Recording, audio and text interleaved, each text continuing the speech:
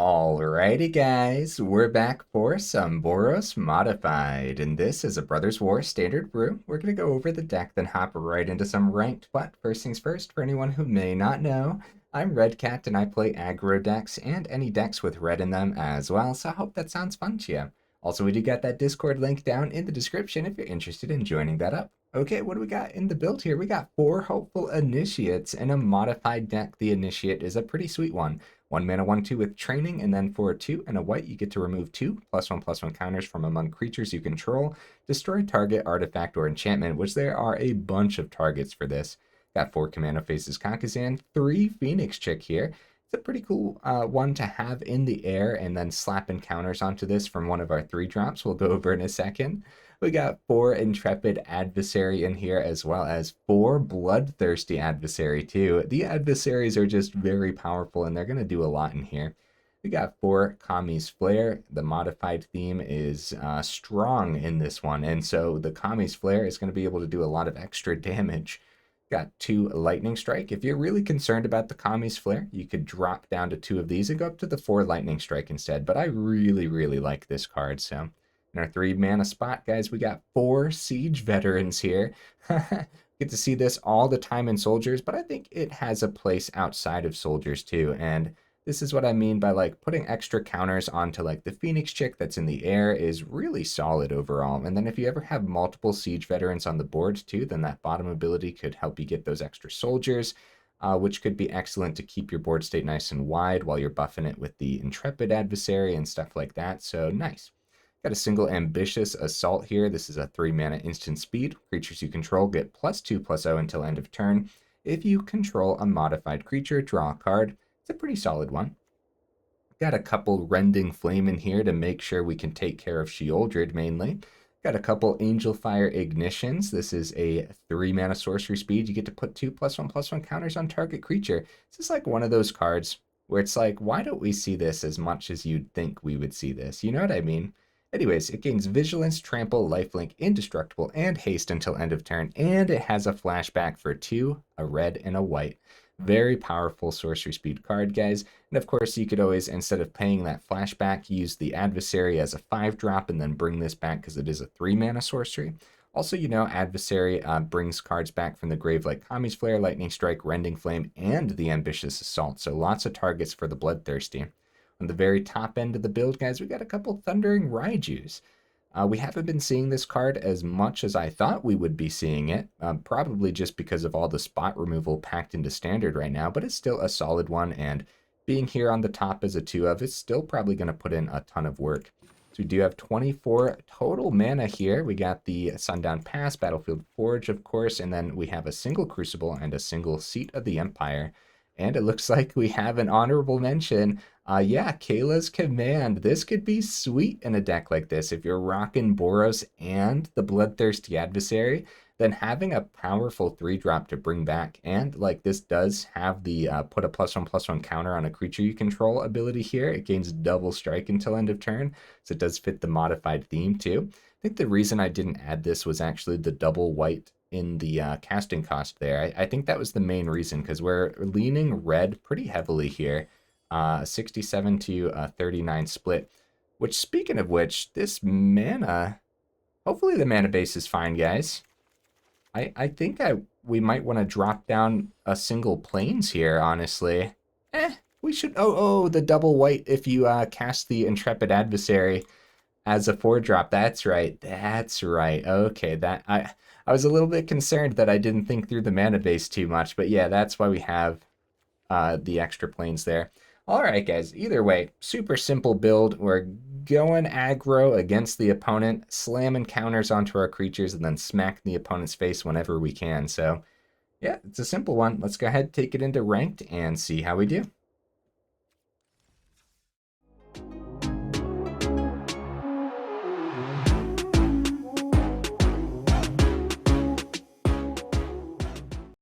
We'll see if we can get right into that first match here, guys. This is another deck that is going to get a bunch of upgrades once the new set releases.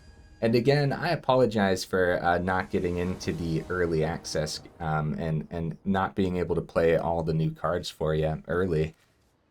Let's see here. Yeah? Yeah. Yeah. I like it. We got our Kumano. We don't have a 2-drop, but a bunch of adversaries to draw into.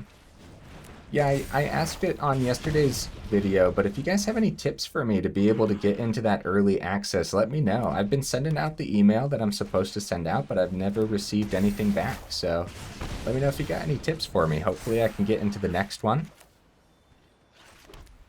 Well, could keep the Kami's Flare open. I like that more than playing the second Kumano here. It's just removal. We won't get any extra damage with it. But if this is mono red, they have a lot of great 2-drops to hit for 3 damage. Yeah, they actually don't do anything either.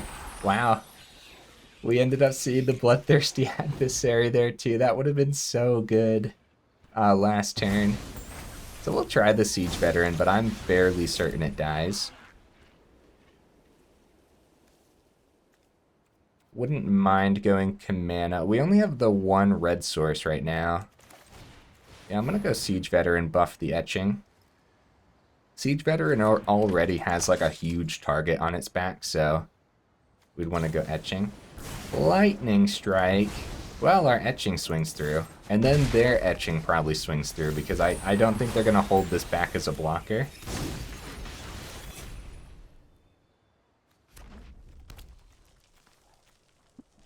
Three mountains. Mechanized Warfare. Okay. So we got some basic warfare red here, so we know what we're doing. We know what we're up against. Oh no, we really need that other red source, huh? Okay, that's not good. I'm gonna go Kumano. Oh, it's so bad, guys. Oh, it's so bad. Oh no, I don't know if we're gonna keep up here. If we keep Etching as a blocker, they probably just burn it, right? And with Warfare on the board, that means like End the Festivities hits it too. Yeah, I think we swing.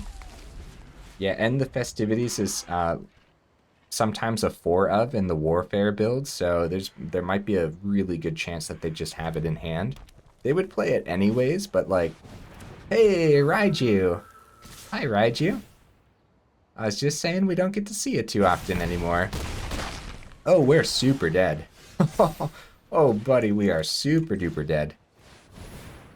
I think it's too early to discuss, I think it's too early to discuss, like, changing the mana base already, right? This is, like, game number 1. I don't think I'm ready to just say, yeah, we got to drop that plains. We got to go up another mountain.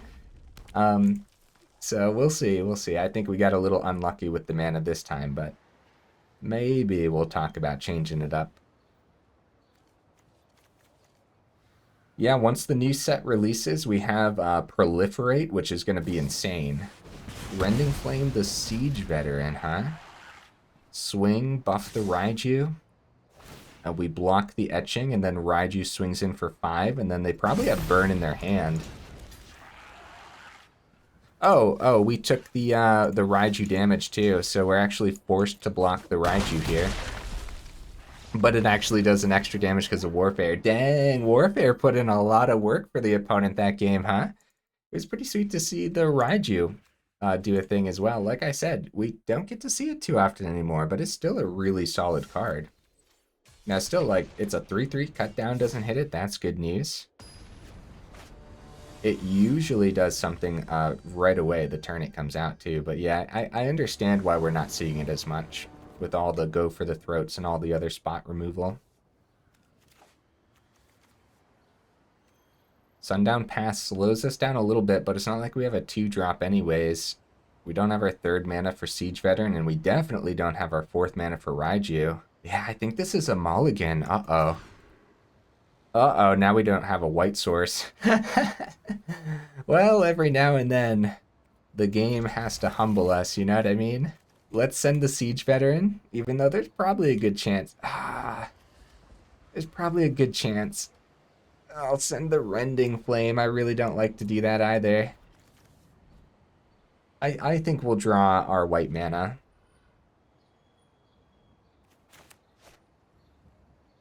Turn 1 Phoenix Chick is fine, and we have so much to draw into. Uh-oh, another red source. Uh-oh. Alright, we'll take the frontliner damage next turn. Phoenix Chick can't block anyways, so...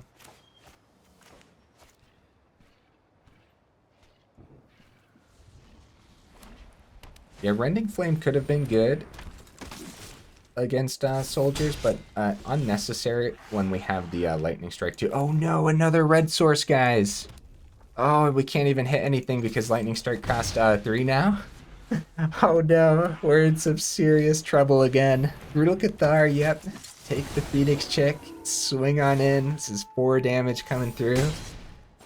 Oh no. Siege Veteran! Oh no, guys. We could Lightning Strike the Brutal Cathar. We could. We get the Phoenix Chick back, we swing in. We could Lightning Strike the Thalia. Make it so that way Angelfire Ignition doesn't cost 4 mana. Or any of our other burn too, honestly. Let's just keep it open. And see what they do. It does switch to nighttime though. Crap, I wasn't thinking about that. Mural! Oh my goodness, we are in just so much danger right now. Gotta do that before the mural hits the table, other words we wouldn't be able to. And I really shouldn't have had it switched to nighttime. We should have done that on my turn, but oh hey, Raiju, that's actually a card we can play, but it's too little too late now. Now if we could keep the Raiju on the board, then the Angelfire Ignition might be able to do something. You get it to a 4/4, but taking 7 when they can buff this wide board state too easily. So we have to go no attacks, unfortunately, and bank on the Angelfire Ignition's lifelink next turn. But we need the white source still too, so... Oh man, couple unlucky games here at the beginning of the video, but that's okay. Off the mural, get 3 soldiers, block the frontliner, take 7, and hope to draw a white source. But even if we do, it's over, I think. Intrepid Adversary. We could have mulliganed down to 5. Alright, let's just swing. GG, man. That's pretty brutal. Every now and then. Every now and then. We gotta get pretty unlucky. What do they have open here?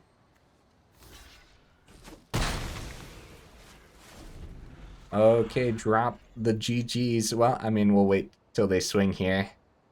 Because it looks like they're a little confused that we had nothing to play. Yeah, might as well search for something with the recruitment officer. Preferably the one that buffs all the soldiers, right? And of course, they have lethal on the board, but... Oh, another Brutal Cathar. Nice. Good game, opponent. Yeah, they still want to play everything out anyways, because like we could have burn in hand too. Either way, we would have needed like a ridiculous amount. We would have needed something super fancy to stop that board state with only 4 red sources. All right, game number 3. Let's see if we can actually have the deck draw the way we need it to draw, right? Or the way it was built to draw. It's simple, man. We need red, we need white, and then we need some creatures to play. That's it. That's the basics. Oh man, 19 seconds, 20 seconds. Looks like I'm gonna have to start choosing another part of the day to record in, guys. That's been happening a lot.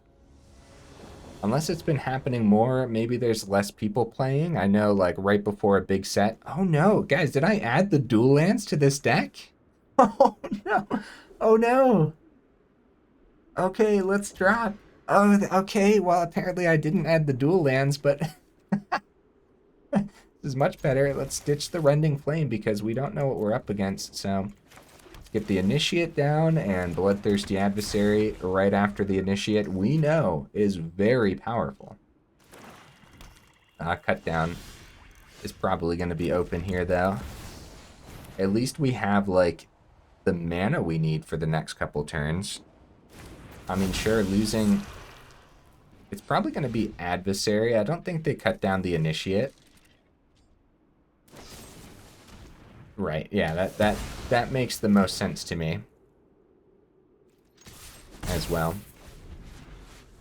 And we could try the Intrepid Adversary next turn, or we could wait. Oh, well, there goes the Intrepid Adversary. Oh no, guys. Sundown Pass. Oh no, you can't help but to laugh a little bit.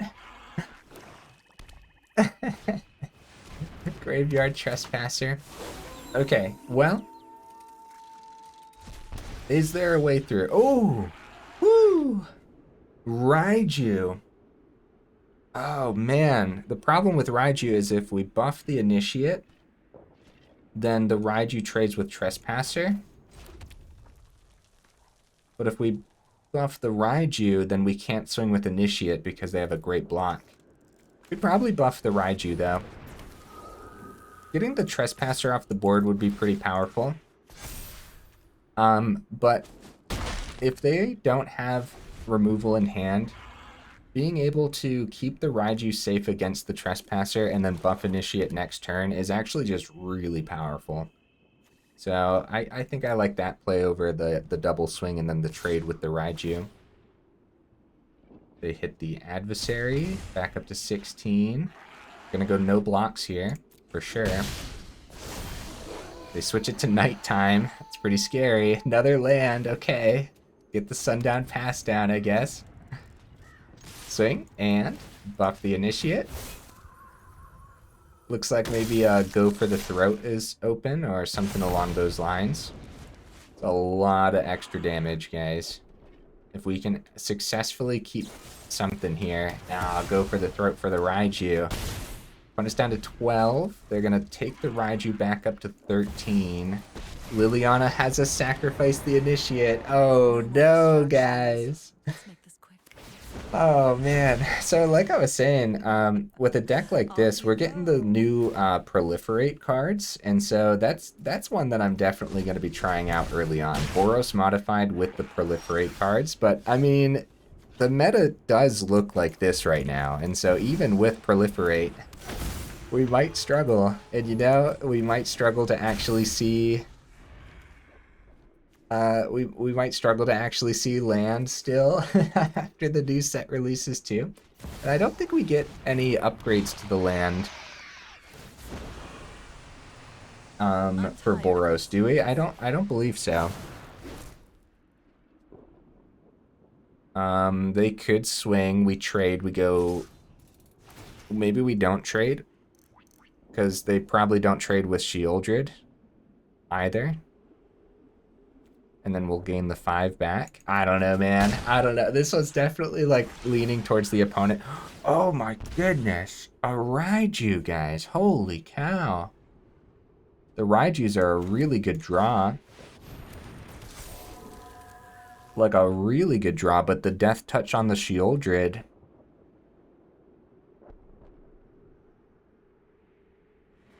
So like, what do we want to do here?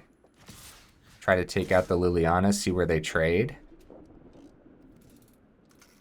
Something like this, maybe? And we'll buff the Adversary.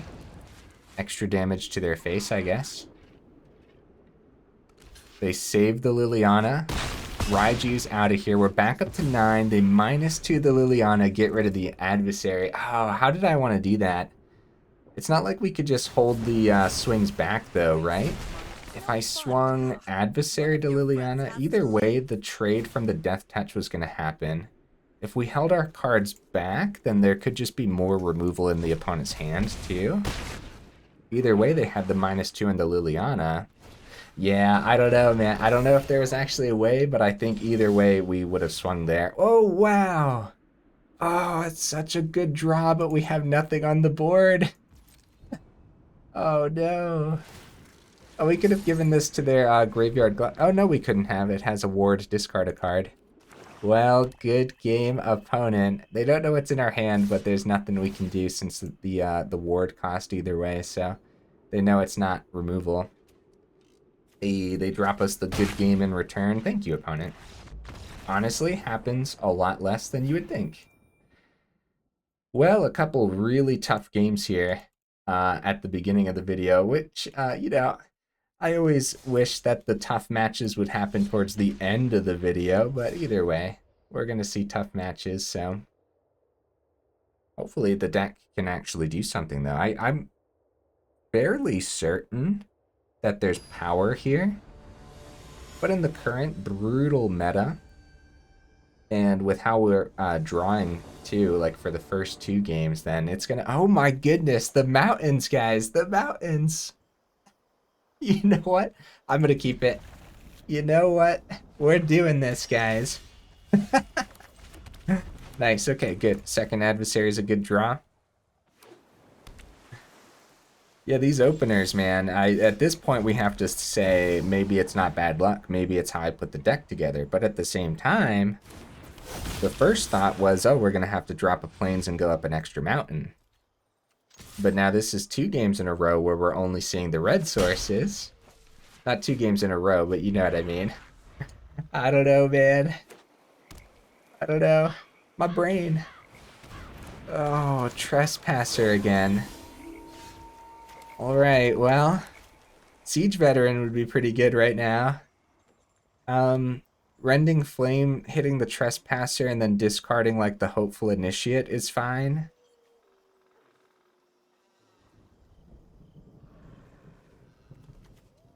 Kumano plays second Bloodthirsty. We just don't get to really do anything. Alright, let's just take care of this Trespasser. It's 2 cards for 1, which is why everyone rocks the Trespasser. But like, I don't know if there's a better play in our hand right now, guys, other than like that Siege Veteran, which of course, you know, we could have mulliganed down to 6, but at some point we have to have faith in our deck. Gotta believe in the heart of the cards so we can find that white source or our dual land. But not for long. It's kind of crazy, actually. We usually don't get super unlucky this many games in a row, but I don't know, man. I don't know. Maybe it's how I put the deck together too. It's possible. Kami's Flare's pretty good. If we had a modified creature, it'd be much better, but at least we can keep this open if they play a second Trespasser. Kind of running out of cards here. Start with Kumano. All right, we're gonna go for the adversary. I was thinking about saving it for next turn so that way it can get a counter, but it looks like maybe a cut down's open too. So keeping creatures on the board seems a little bit more important to me. They don't block with the 1/1. They can get a draw with the Kaito. You know, Trespasser, Kaito. This looks like maybe some Dimir aggro, which is pretty scary, honestly. Or Dimir Tempo, most likely, is what it would be, but they have 5 mana open. We're waiting for that Shieldred to drop, but they must not have it this time. Siege Veteran would be a very good card to play next turn. So let's see if we can see it. A Phoenix Chick isn't bad, though. Phoenix Chick isn't bad at all, because now we get to keep the Kami's Flare open. Phoenix Chick gets around to make disappear. And maybe we actually want to Kami's Flare the Kaito. I'll try to wait, though, because I'd much rather...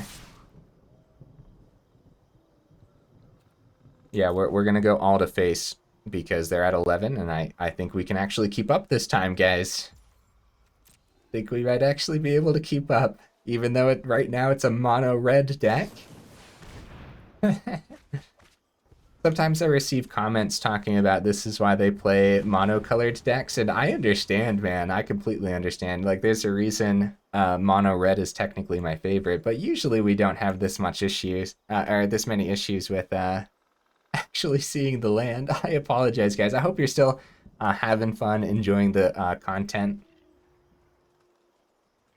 They go for the Vortex on... So they have 1 swamp open. Let's take care of that Kaito. Extra 2 to their face because we have the Phoenix Chick with the counter on it, which is really powerful. And And then next turn we can drop the Phoenix Chick, full swing, etching flips. They need some spot removal here. Could be more Rona's Vortex, could be Go for the Throat, Cut Down, Infernal Grasp.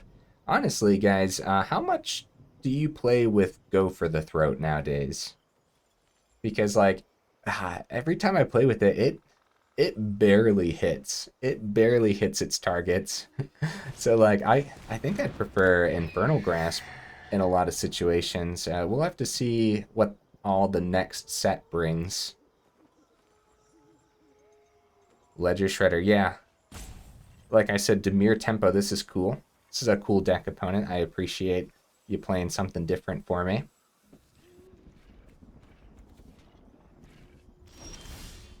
Raiju, my goodness, guys.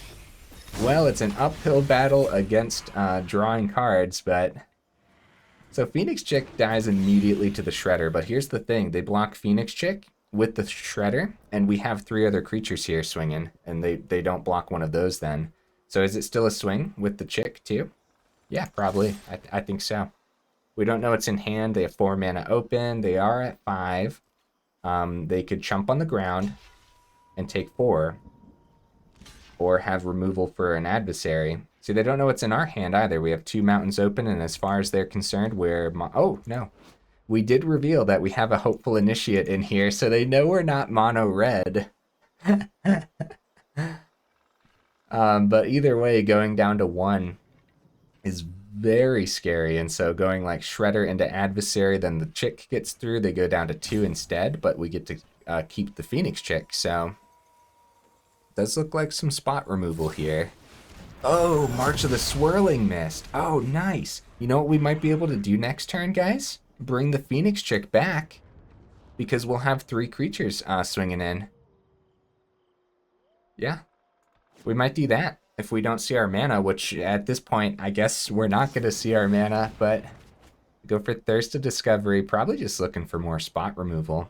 And they want to do it before combat so we can't get that Phoenix Chick from the grave.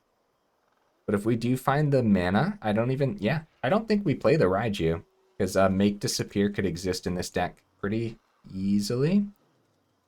Second, March of the Swirling Mist could exist. Opponent's deck is awesome. This deck is really cool. 4 mana open, could be 2 forms of spot removal.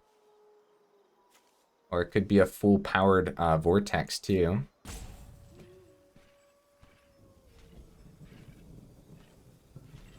At least the deck is showcasing that it can do damage. So you guys can imagine then how much extra damage we could be doing if we could successfully play things as well, you know? So that's kind of important, I guess, to think about.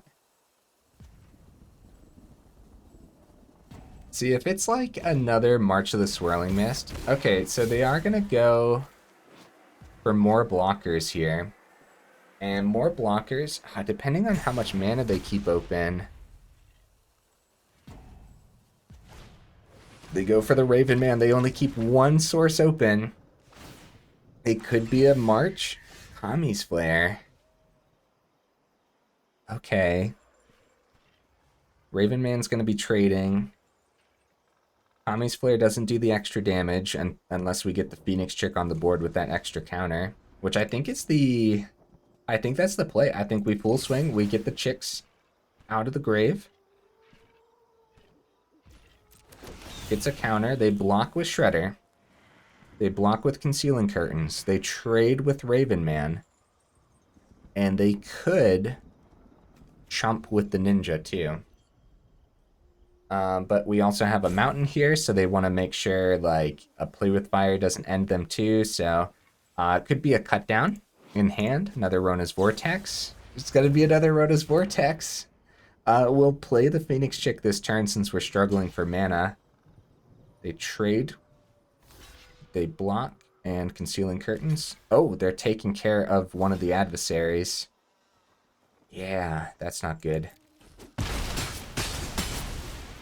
That's not good, guys.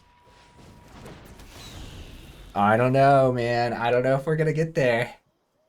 Because Concealing Curtains can flip this turn. They have so much mana. Sheoldred, no! Oh no, that really starts to turn the tables. Oh no. See, the Kami's Flare doesn't hit that too, because we don't have... I think... Okay, hey, we got a Plains! Let's go! Okay. How the heck do we do that? They have one card in hand. They made sure to keep this 3 mana open instead of flipping the Concealing Curtains. It's gotta be something, right? It's gotta be.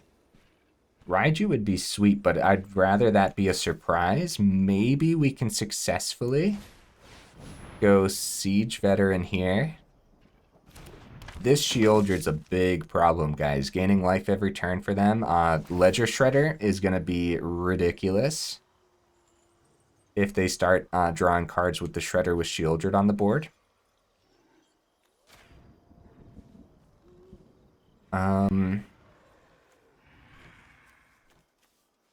Man, uphill battles this evening. Holy cow. So Siege Veteran hitting is really good for us, because then next turn we'll have like enough extra Raiju damage that it might put us over the edge. Now they don't know what this mountain is, so we're definitely swinging with the Phoenix Chick. It could just be like another Rona's Vortex or something. We'll get the Phoenix Chick down again. So they don't know if this is like a Play with Fire. But they also don't want to take the 2, I guess. I don't know. It depends how important Shredder is. Or I guess we're just calling our bluff too. So that makes sense. One is back up to 7. They go Concealing Curtains. They grab the Raiju. Get it out of there. Get that Raiju out of there. Maybe it's Kami's Flare, now that we have the, Okay. Oh, Adversary means if we draw a land, we can bring that Kami's Flare back, hit that Ledger Shredder. I don't even know, man. This is anyone's game. I don't know if we're going to be able to get through around that Sheoldred, but... Okay, another Siege Veteran. Yeah, we just need to draw a little better. We drop Raiju now. So like how they took the Kami's Flare could indicate that they have like a Make Disappear here. So if we go Raiju, buff the Veteran, buff the Adversary, full swing, just because like we're in some serious danger regardless. Let's see if Raiju hits the table, because I think that's going to be the play, because a Make Disappear hits the Siege Veteran too, so... Oh man, it hits the table. They have 4 mana open, guys.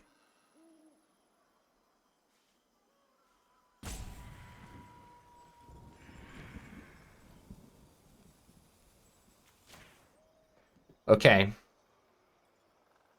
So what I'm thinking... A full swing's really bad. Revealing Eye just blocks so much here, and any amount of spot removal from the opponent, it would just be an absolute blowout. This is tough, man. I was thinking like, oh, put the extra counter on Phoenix Chick, just swing in the air, but they're going to be gaining from Sheoldred next turn too. Like, this is a very tough decision. See, they have something in hand too. It's going to be a March of the Wretched Sorrow. Oh, crap. Yeah, see, if I would have just plugged it into the Phoenix Chick, they wouldn't have been able to block with the Shredder. The crap. Well, we'll swing. Phoenix Chick can't block anyways, and they can't kill it. So, oh, crap, guys. That's not good. They gained a lot from the March, too. Wait, what did they do? Did they do X's 3? I think so. So they gained an extra 3 there. And they gained 2 off Sheoldred. Raven Man hits the table again. Concealing Curtains. Again, props to the opponent for playing an awesome deck. One that we just don't get to see, like, at all. The Raven Man works wonders with the Sheoldred's discard. Or the Ledger Shredder's discard, right, off of the Connive. And of course, the Revealing Curtain has us discarding 2. And so then they get another Raven from the Raven Man. Woo, buddy. We're going to try to get one more game in after this one, because I don't think this one's going to take too much longer. The opponent has a Sundown Pass. Guys, they exist. We added them. That's good news. Okay. Yeah, might as well swing in the air. Can't block anyways. Ledger Shredder's going in. Revealing Eyes going in. We're taking 2 from Sheoldred. Yeah, we'll take this down to 3 next turn. Hopeful Initiate. They know we have the Intrepid Adversary, but they have enough blockers. Like, everything, yeah. Yeah, there's not much we can do here. We could go Siege Veteran number 2. But there's not much we can do now that they're chilling at 14.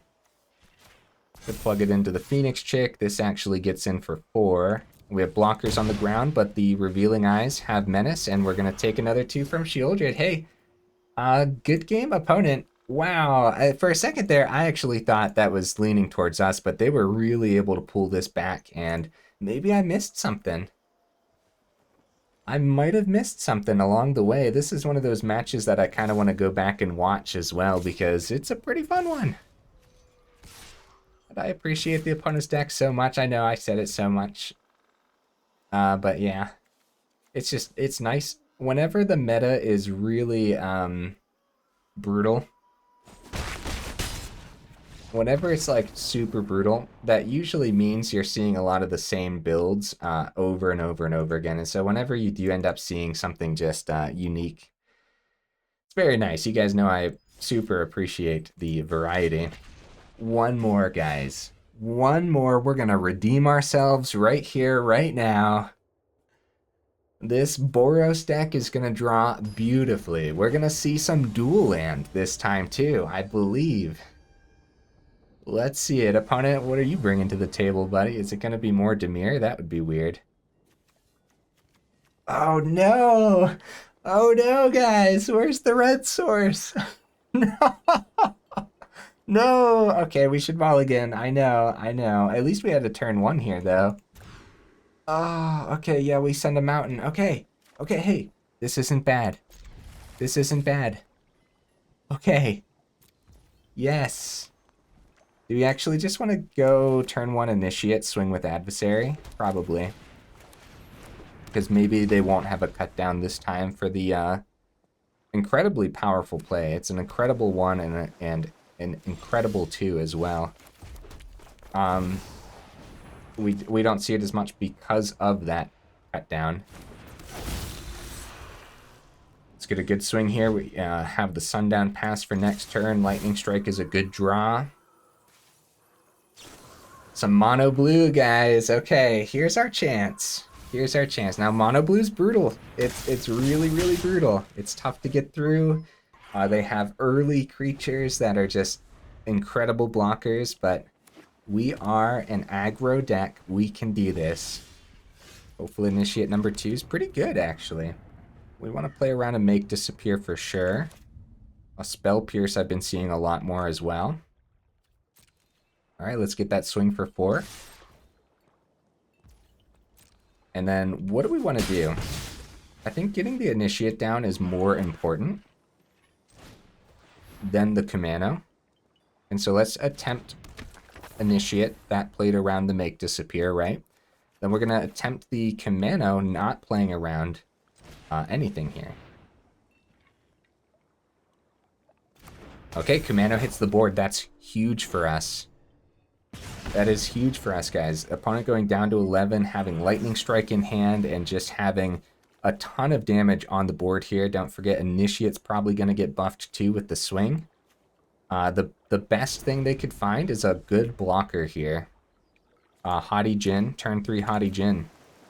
It won't have protection though, so they go for a Consider. Come on, guys, let's redeem ourselves.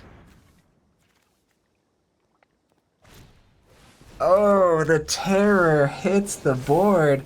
Woo! Angelfire Ignition. Oh, buddy. where do we want to plug all of this? I don't even know where to begin, because that has a ward of 2 as well.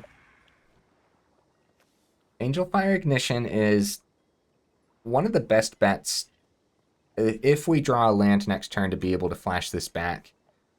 Other than that,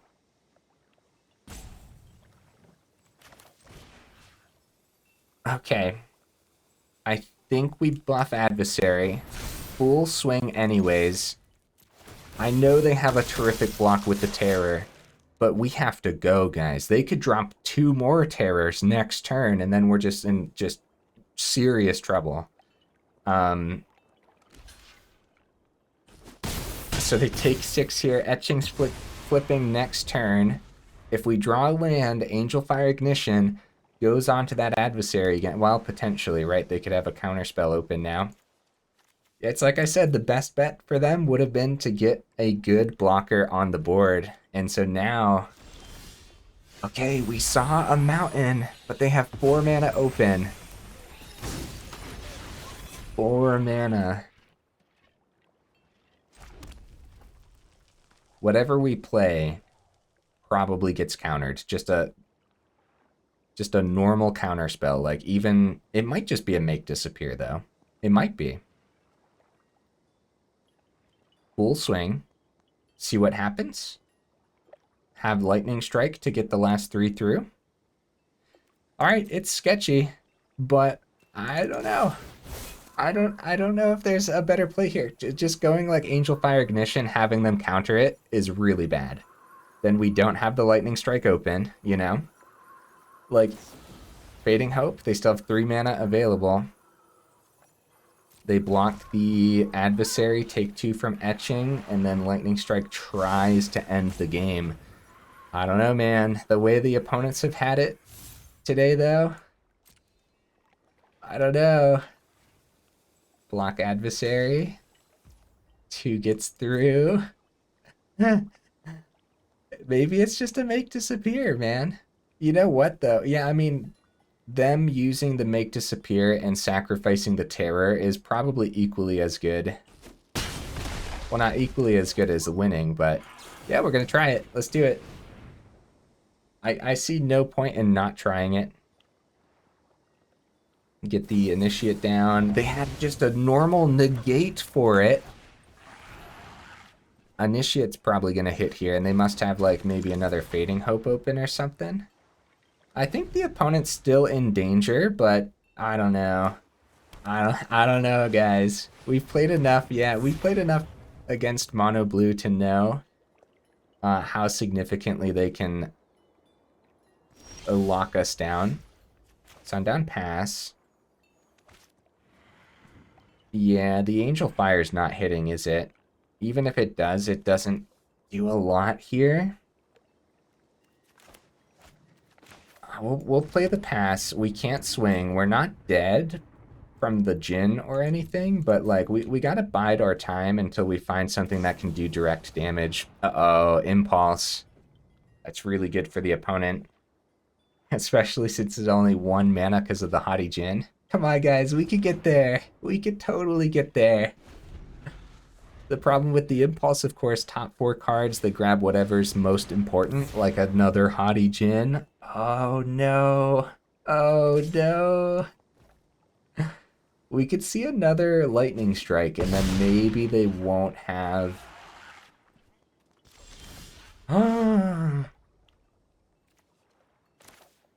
We have to try it. There's like no other option. There's no use in holding it back either. We just, like, this could do it. Thirst for discovery. They're gonna find it. They're gonna find it, guys. There's no way. They have 1 island. They didn't find it.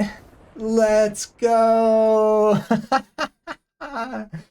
Oh, GG opponent. Oh my goodness. All right. I feel much better now. Okay. Whew. Let's go ahead. Let's go over the deck one more time, guys. This was a brutal evening of terrible draws. Yeah, look, there's our dual land. We did have them in here, so What would I change? Apparently, I would add more dual land. But you don't really want tap land though. Like that really slows a deck down like this. So, a deck like this down is what I meant to say there. I think when the new set releases, I think all the proliferate abilities are going to be cool. The biggest issue with like all the extra proliferate is, yeah, it's going to be cool, but the opponents are still going to be playing like a ridiculous amount of removal too. So we're going to have to like find a way around that somehow. Not really sure. So some of the upgrades from the new set, like the Cacophony Scamp, looks really good for a deck like this. That would replace like the Phoenix Chick, for example.